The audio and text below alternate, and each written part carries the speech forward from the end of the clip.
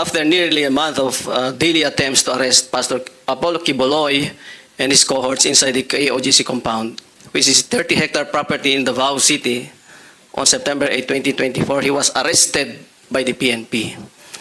After various dramas have been witnessed by the public in relation to this arrest, and a number of victims of Quiboloy have slowly surfaced, approached us, and have given significant information about the illegal activities of said personality committed repeatedly over the years. With the painstaking efforts made by the law enforcement agencies, significant revelations were made to our investigators which are relevant to the prosecution of Quiboloy and his illegal activities, particularly in the highly technical scheme qualified trafficking in persons committed by him and his cohorts.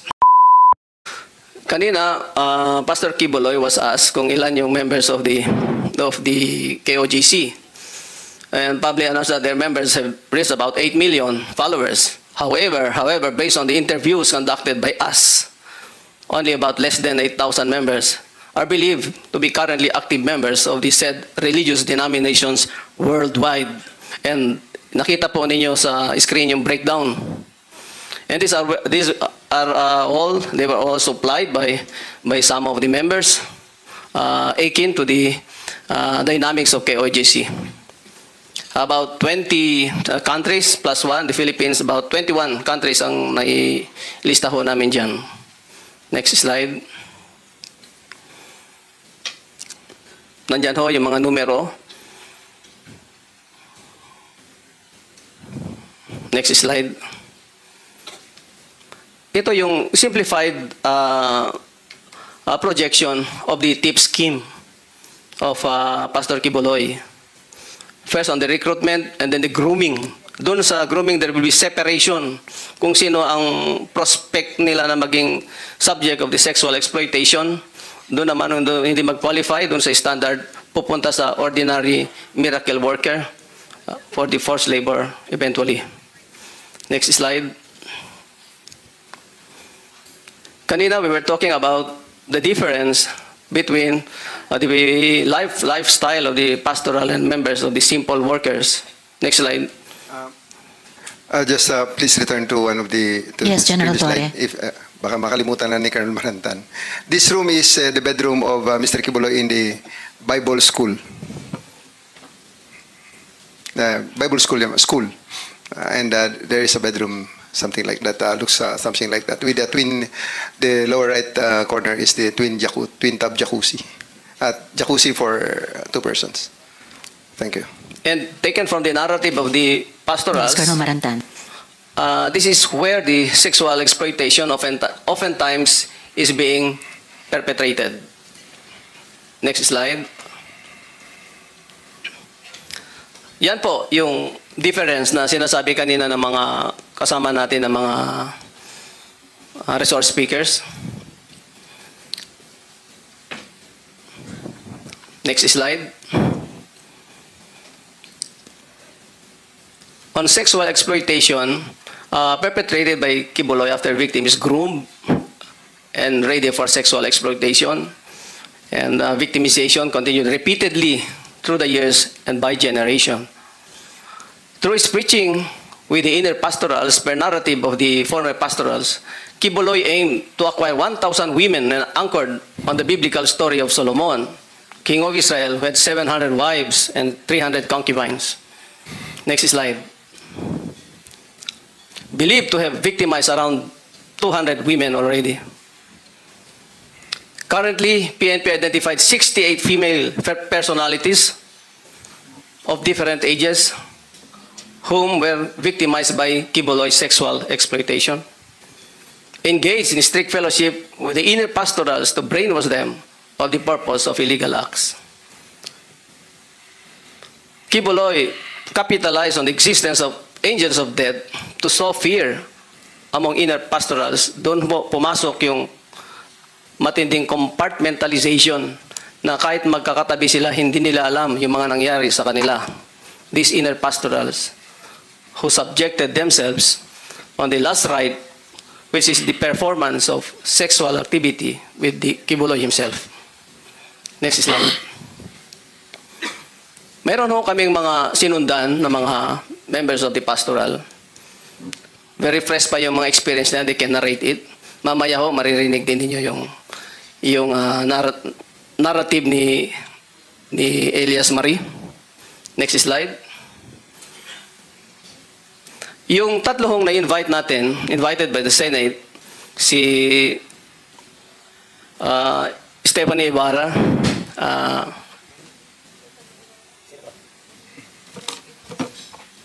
and three of them, pwedeng i-refer ko lang. Si Olive Campo and Jack Holtz ay hindi ho nag-respond sa invitation by the Senate. Pinapakita ho namin sa inyo ang due diligence performed by the members of the DCPO. Pero apparently they did not heed to the invitation of the Senate, especially Stephanie Ibarra. Next slide.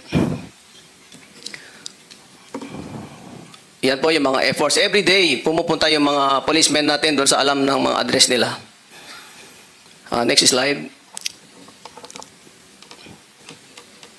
On the way forward, there's an investigation on the land grabbing issues at Barangay Tamayong, on the House of Kibuloy and Garden of Eden, Barangay Tamayong. Next slide.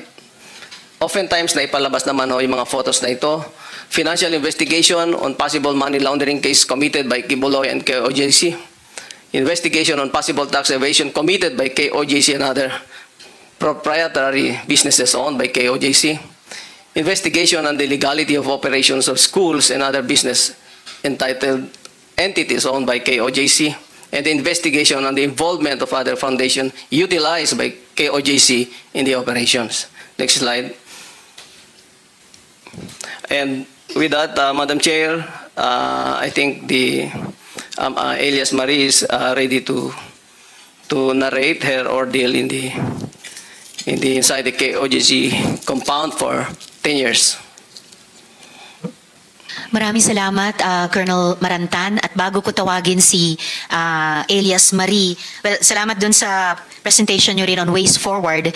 Ganun ko rin gustong i-adjourn itong hearing mamaya on the ways forward, both dun sa mga investigations and dun sa rehabilitation ng mga victim survivors. One quick follow-up question, Colonel, bago ko i-recognize si Elias Marie. Ano po yung alam ninyo ng PNP o natuklasan sa Angels of Death? Na-identify nyo po ba ang mga miyembro ng grupong ito? At saka, meron bang mga government officials o workers na involved sa grupong iyon? Ikaw sasagot. Ma'am, that will be the contents General of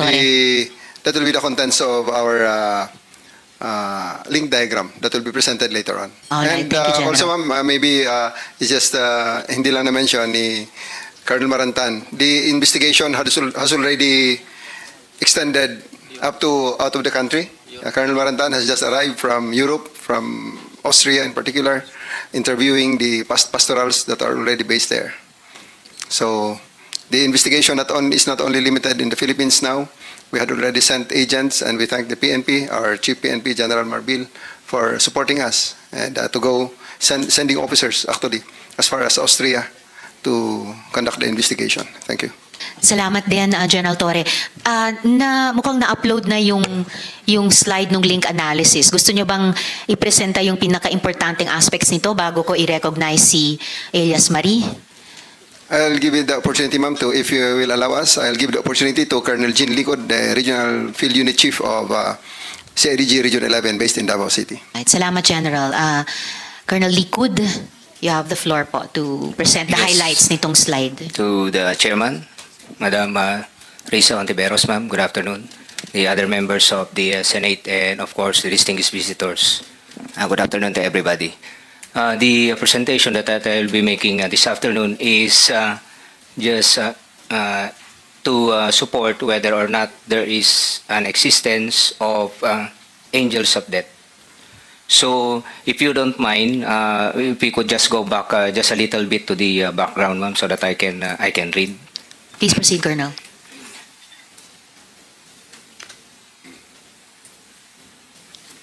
just to read a little bit with the background of the so-called angels of death.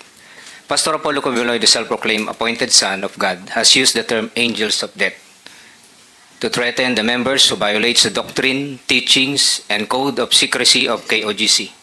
Thus, the angels of death was established in 1990.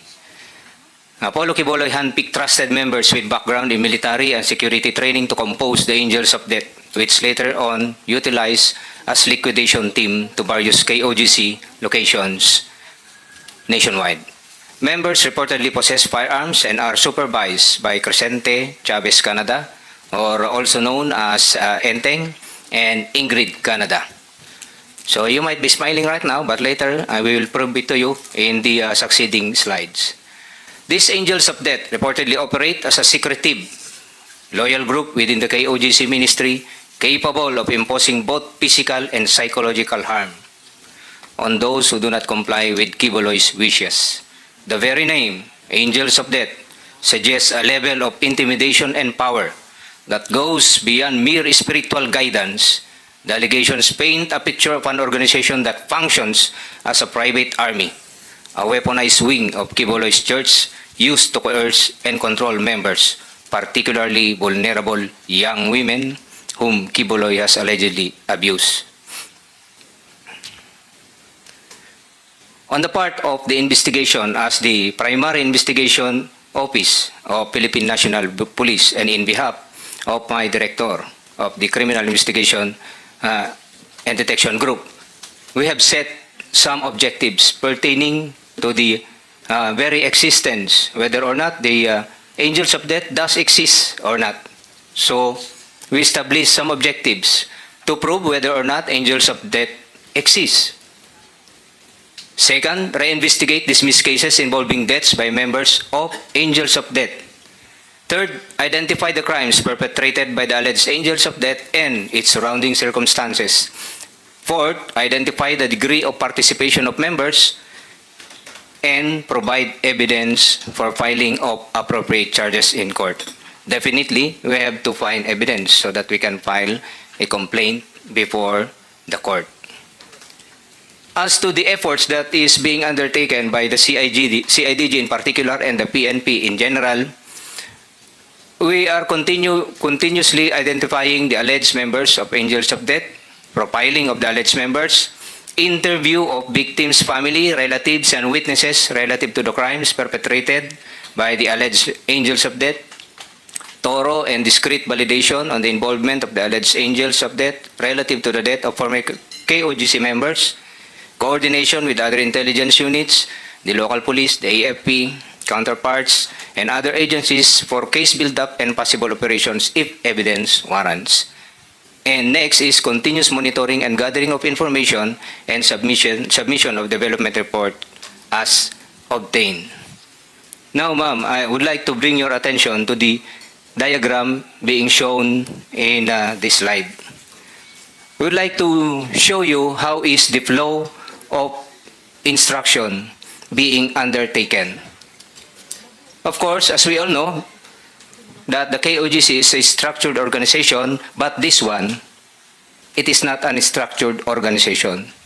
Kaya yung Angels of Death, ma'am, is just the term that is being used, but it is not an organization. It is how, in this diagram, how the instruction is being relayed or being followed by the members. Well, of course, on the right corner, as you can see, is Pastor Apollo Kibuloy. Based on that diagram, Madam Chairman, there are 4 na kanyang pinagkakatiwalaan ng kanyang mga instruction. Si Mr. B, of course, Mr. Crescente Canada, si Ingrid Canada, at saka si Pastor Acobo, based on the diagram. Yan, ma'am, yung 4 na mga pinagkakatiwalaan niya as of now, base doon sa mga nakukuha nating mga interviews and affidavits na nakuha natin. So, yan ang lumalabas sa sa ating structure. Now, ma'am, in relation to the punishments being undertaken, on some deaths also. But we are not saying that they are the perpetrators. That's why, on the words of our director, we are on case build-up. We have to gather evidence so that we can prove the objectives that we wanted, to prove the whatever crimes that was committed. Those are the circumstances. To explain further, ma'am, the diagram. If you see on the diagram, ma'am, most of the instructions is coming from Ingrid, Canada. However, if you look into the diagram, dotted lines po siya, ma'am. So meaning, she gives the instruction. However, they needs confirmation from Crescente, Canada. That is why there is a solid line coming from Crescente, Canada. So hindi pwedeng si Ingrid lamang po yung magbibigay ng instruction at siya lang din po yung susundin. So manggagaling, i-confirm din po nung mga 1 to 12 na yan and more kay Crescente, Canada. Yan po yung usually nangyayari. As what we are saying, ma'am, these are all taken, extracted from the accounts of our witnesses and taken from their affidavits. Hindi ito invento.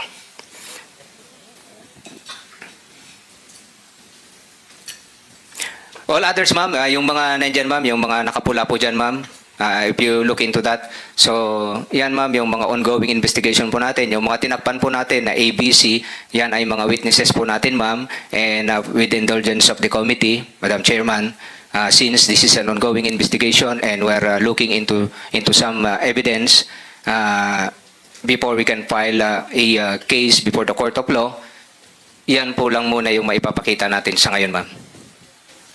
Maraming salamat para doon, Colonel Liquid. Thank you, ma'am. Oh, just a couple of follow-up questions kung pwede na ring sagutin. Una po, sa tingin nyo ba tuloy-tuloy pa yung trafficking operations ng KOJC? General Torre. Based on our assessment, ma'am, yes. There's still a possibility, although obviously not on the same scale as when Kibuloy is still heading the operations. And with this kind of publicity that the good senator is doing, I believe that this will have a great impact in stopping this illegal activity, ma'am. Sana nga po, General. Salamat. At lastly, at this point in time, sino ang new leader? May impormasyon ba kayo kung sinong lumilitaw na bagong head pastor? As of the moment, ma'am, based on that link diagram, ma'am, you can see there on the upper right corner, Mr. Marlon Acobo. He has been doing that role, ever since I was there. We were there, and I would like to clarify that among the informants that we had, that were covered in that link diagram are people that you actually heard a while ago, ma'am. So those people there are prominently, the people that we heard a while ago are prominently playing a role in that link diagram. Maraming salamat para doon, General Torre at Colonel Marantan at Colonel Liquid. So at this point, kung pwede ko nang tawagin yung isa sa mga victim survivors na magsasalita sa atin ngayong hapon, alias Miss Marie. Willing po ba kayo magbahagi ng karanasan mo? Briefly, pero ano yung pinaka-importanting, yung kwentong buhay mo na gusto mong sabihin sa aming komite? You have the floor. Good afternoon, Madam Chair, Senator Risa Hontiveros, and everybody present in this hall. Ako, alias Marie Josephine, Filipino, nasa legal na edad at naninirahan sa Davao City. Matapos na makanumpa na naaayon sa batas ay malaya at kusang loob na naglalahad ng mga sumusunod. Ako ay dating membro ng Kingdom of Jesus Christ o KOJC simula nung ako ay grade 5. Naging membro ako ng KOJC dahil in-endorse ako ng aking mama matapos siyang maging avid televiewer ni Pastor Kibuloy sa kanyang mga programa at enrollment iyon ng pasukan. Ayon sa kagustuhan ng mama ko, napagdesisyonan niyang ilagay ako sa KOJC para mapunta ako sa safe environment kasi natatakot siya na may mangyari raw masama sa akin kasi may itsura daw ako. Sa pagkakaalala ko, noong June 2013, dinala ako ng mama ko sa KOJC. Nag-attend kami ng Thanksgiving and worship presentation sa KOJC Cathedral.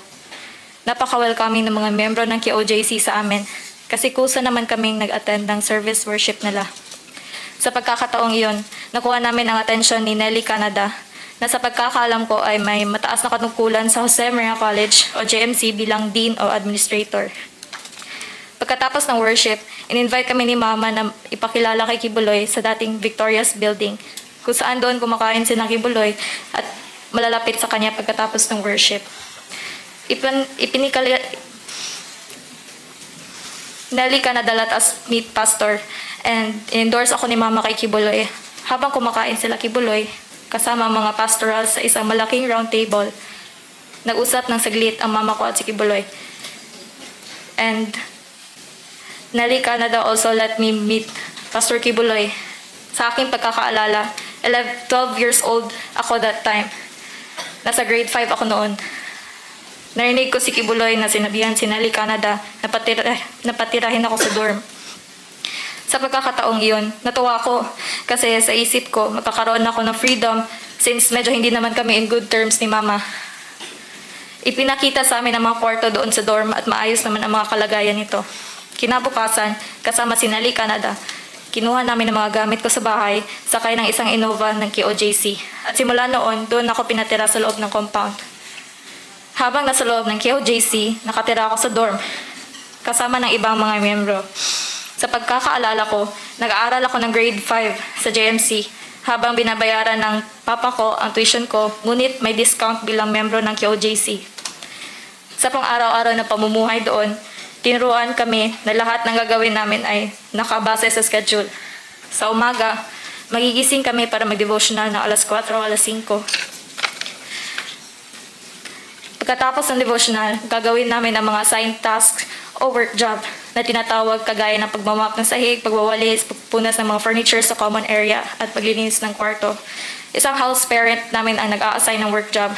Naalala ko din na kapag gusto namin lumabas ng compound, madaming dadaan ang proseso at hindi sa lahat ng pagkakataon ay mapapayagan lumabas ng compound. Noong senior high ako, pinalipat ako sa ibang quarters kung saan nakatira ang isang leader na kasama ko. Sa panahong ito, nagsisilbi na ako bilang member ng choir. Kalaunan, na-assign ako sa pastoral department. Meron pa din akong work job at minsan nag-serve ng pagkain ni pastor. Sa panahon iyon, napapansin ko parati niya kasama sa kainan si Stephanie Ibarra, na isa ring pastoral sa inner circle.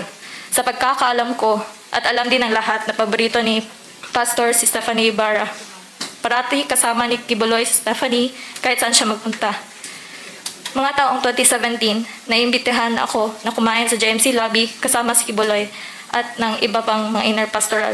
Nalaman ko kalaunan na kapag nakakasama ka na sa ganitong groupings ay malapit ka na mapagbilang sa inner pastoral.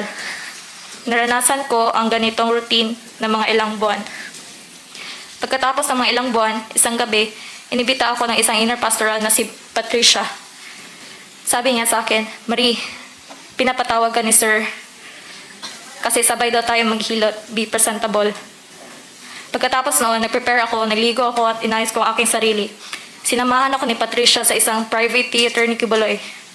Pagdating ko doon, nakita ko si Jacqueline Roy at ibang inner pastoral na nag-aabang sa anumang iutos ni Kibuloy. Habang siya ay nakaupo sa kanyang recliner chair habang nanonood ng movie. Pagdating namin doon, binulungan ako ni Patricia na pumesto sa may kaliwang paa ni Kibuloy. Hinilot ni Patricia ang kanang paa habang ako ay nagsimula na maghilot sa kaliwang paa. Si Jacqueline Roy naman ang nagmamasahe sa balikat ni Kibuloy. At sa pagkakataong iyon, naramdaman ko na privilege ako. Kasi hindi lahat may opportunity na makasama si Kibuloy or ang itinuturing namin na anak ng Diyos or appointed son. Sa tuwing nagtotestify ang mga inner pastoral sa worship or may event or team building, parati sila nagpapasalamat sa pribilehiyo na binigay ni Kibuloy sa kanila. Kaya iyon ang nakatatak sa isip namin ng mga membro. Ang mga pastoral kasi ang tunturing na most privileged sa Kingdom Nation dahil sila naman ang pinakamalapit kay Kibuloy at nakakasama niya sa iba't ibang lugar at bansa at napaka well provided. Simula naghilot ako sa kanya, binigyan ako ni Patricia ng 5,000 pesos kada linggo na pinapabigay daw ni Pastor sa akin bilang allowance ko. Pinapalipat din ako ni Jacqueline Roy sa kwarto ni Patricia kung saan malapit ito sa kwarto ni Kibuloy. Naranasan ko rin maisama sa Hong Kong at magstay sa isang 5-star hotel kasama ang mga inner pastoral. Binigyan din ako ng pocket money na pambili ng anumang gustuhin ko. Nagsimula rin ako maglinis sa kwarto ni Kibuloy kasama ang ibang mga pastoral. Hindi kasi lahat ng miyembro pwede pumasok sa kwarto ni Kibuloy. Nung nanging pastoral na ako, pinagbawalan ako ng mga nakakatandang inner pastoral na pumunta sa mga lugar na madaming lalaki o makipagkaibigan sa mga lalaki. Bilang miyembro ng KOJC, pinagbabawalan rin kami na magkaroon ng boyfriend o gumamit ng cellphone at pinagbabawal pa kami ng iba't pang mga bagay. Noong naramdaman ko na mapapabilang na ako sa inner pastoral, madami ako natanggap ng mga bagay kagaya ng pabango, chocolate, damit na galing ibang bansa at iba pa. Paulit-ulit na lang ang ganitong routine sa aking buhay ng ilang taon sa loob ng KOJC compound noong February 2023. Dahil sa kagustuhan kong makapag-aral ng kolehiyo sa labas at sa paniwala ko naman may kakayanan akong makapag-aral, lumayas ako sa KOJC compound at hindi na bumalik doon. Noong araw na mismo na iyon, pumunta ako kay Patricia dahil alam kong lumayas na din siya sa KOJC compound sa panahong iyon. Doon ko nalaman na inutusan siya ni Jacqueline Roy na ihanda ako para maging membro ng inner pastoral. Sinabi ni Patricia na kinausap din siya ni Kibuloy para ihanda ako na maging membro ng inner circle. Inamin din niya na si Kibuloy, inamin din niya na lahat ng akusasyon na sexual exploitation laban kay Kibuloy na inaakusahan ng mga lumabas na ng pastoral ay totoo. Inamin din ni Patricia na inaalay nila ang katawan, isip, kaluluwa at spirito nila kay Kibuloy para sa mga sexual na gawain at paghihilot ay umpisa lang ng duty sa pagiging inner circle pastoral. Ayon sa kanya, sabi ni Patricia, dito sa panahong ito, sinisubukan ni Kibuloy kung handa na ba ang isang inner pastoral para ialay ang katawan, isip at kaluluwa para sa kanya. At nung nalaman ko iyon, nagtampo ako kay Patricia kasi pakiramdam ko, ilalagay niya pala ako sa kapamakan. At hindi niya ako sinabihan sa mangyayari sa akin. Pero, nagpapasalamat naman ako dahil nakaalis na ako doon sa compound. At hindi ako napagsamandalahan. Kaya ako nagsasalita ngayon dahil as former member, alam ko na buong operasyon ng KOJC ay bawang panlilin lang lamang. Yun lang po, Madam Chair. Maraming salamat sa iyo, Marie. Ilang follow-up questions lang, okay? Kung maaari. Okay? Yes, Madam Chair. Alright. So, bilang muntik nang naging inner pastoral, bilang naging pastoral, ano yung paniniwala mo sa katauhan ni Kibuloy at kailangan nyo siyang pagsilbihan? Meron pa ba ikaw idaragdag na ano yung mga gawain nyo at ano naman din may idadagdag ka pa bang anong pinagbabawal sa inyo? Sa experience ko po, besides sa work job nung nandun pa ako sa loob, ako ay na-assign sa Kingdom Children Growth School or Global Child Evangelism. Kaya, besides sa life namin doon sa quarters namin na naglilinis kami, nag-serve kami, ako ay may duties din doon na everyday doon ako. And back then, ang tunay na paningin ko talaga kay Pastor is father figure. Kasi lumaki naman ako na walang yun po, Chair. Salamat, Miss Marie. Sabi mo nga 11 years old ka nang ipagkatiwala ka, no, ng iyong mama sa KOJC. So, a few years after na inumpisahan kang i-groom para maging pastoral, so you were on your way to being part of the inner circle ng mga pastoral. At maraming beses binanggit mo si Jacqueline Roy bilang bahagi ng prosesong iyon. So, Meron ka bang idadagdag pa kung bakit nasabi mo iyon na papunta ka na talaga sa gagawin kang inner pastoral? Meron pa bang ibang palatandaan na malapit ka nang maisali dun sa inner circle ni Quiboloy? Kasi nung lumabas si Patricia, tinanong ako ni Quiboloy kung handa ka na ba na ialay ang body, mind, soul, spirit mo para sa anak. He is referring to himself. At sabi niya na dito sa tanong niya sa akin kasi parang lately lang na lumabas si Patricia nun kung ano gusto ko sa future ko sa KOJC. Sabi niya kung leader ba, along those lines. Ang sagot ko lang, gusto ko lang kasi like ma-save yung soul ko. Yun talaga yung pinanghahawakan ko dati. Yun po, Madam Chair. So, yung mga senyales mo na papunta ka na sa gagawin kang inner pastoral ay hindi lamang kay Jacqueline Roy pero kay Quiboloy mismo sa ganung mga pananalita at gawain nila. Yes po, Ma'am Chair. Okay. And eventually, hindi natuloy ito hanggang makatakas ka nga last year. So, bago ko itanong yung paano ka nakatakas, paano nangyari yon? Pinagmassage ka rin, ano? Nung pastoral ka pa at Yes, malapit ng gagawing inner pastoral. Sabay po kami ni Patricia. Sabay kayo ni Patricia. So, tig-isang paa na Yes po. pinamasahe. Okay. So, paano nangyaring na nakatakas ka nung nakaraang taon? Nung nakaraan po, ibabalik na sana ako sa Tamayong kasi doon kami nag-aaral ng Bible School.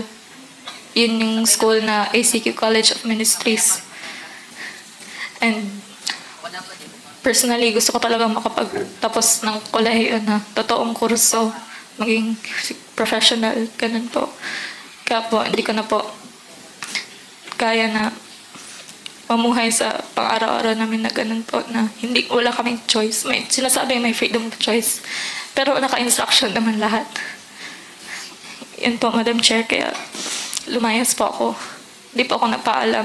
Lumayas po ako kasi kapag papaalam ako, nagpaalam na kaya Jacqueline Roy before. And kung pwede mong sabihin sa amin in public, paano ka nakatakas? Unless hindi mo pwedeng sabihin.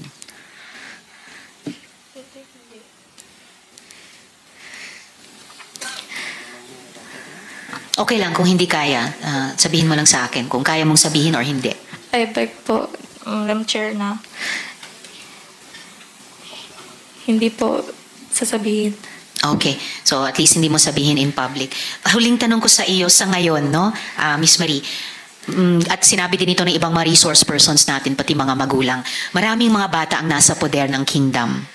Dahil bata ka pa nung nag-umpisa sa KOJC, ano yung mga obserbasyon at mga nalalaman mo na mga nangyayari sa mga batang miyembro? Isa po sa mga na-observe ko po doon, like recently lang po last year, may case po about sa bata sa indangan na sexual molest siya ng isang LGBTQ na member. Lalaki po siya na bata. Nurse po siya supposedly. Tapos I don't know po kung na-raise nila to legally. Okay. And I know po na hindi lang po ito isang kaso na may batang na molest siya sa ibang properties ng KOJC.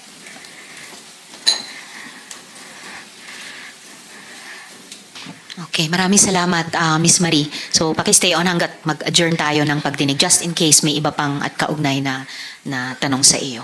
Okay? Maraming salamat. Ituloy mo yung pangarap mong makapagtapos at i-pursue yung profesyon na iniisip mo para sa sarili mo. Okay? Salamat. Okay, salamat din po. Tanong po kay... Umani naman ito ng iba't ibang reaksyon mula sa ating mga netizens. Ayon kay Ramon Tenia, Ma'am Risa, huwag po kayong papayag na walang mangyari sa kaso, kawawa naman mga biktima. Dapat managot yang si Quiboloy. Pahayag naman ni Kent Joseph, pakialis po yung word na pastor. Quiboloy na lang itawag nyo dyan kasi makasalaan ng tao po yan. At ito naman ang saloobin mula sa ating kababayan na si Sherman Lakas, Quiboloy should pay for his horrible crimes. To those in power, please make sure that all victims will be given true justice. Mga kababayan, feel free to comment below para maglabas ng saloobin sa balitang ito.